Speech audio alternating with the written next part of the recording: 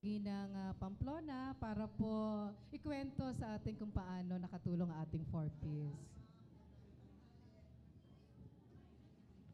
Alma, ano, kumusta ka na? Oo, ikwento mo nga itong inyong kasaysayan at kung paano ka napasok sa programang ito at kung paano nakatulong sa buhay mo. Malaki po ang naitulong ng programang ito sa amin dahil po sa pamagitan ng programang ito ay nakakapasok po araw-araw ang aking mga anak at na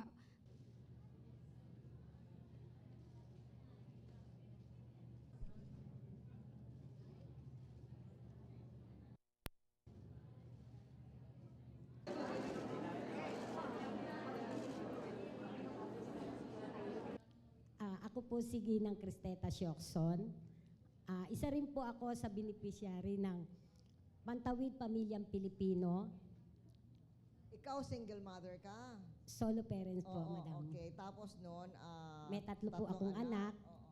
Oo. Ah,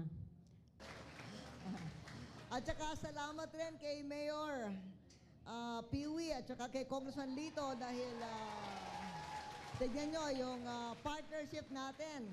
Yung mga, kasi di ba kailangan yung mga anak nyo nagkakaroon ng public health service, doon yung ginagawa sa Pasay General Hospital. So partnership yan ng national at local government. Yung Pantawid galing sa national, yung services naman na kinukuha nyo galing sa local. So thank you very much, Mayor and Congressman. Okay. And congratulations. Sa inyo lahat, congratulations.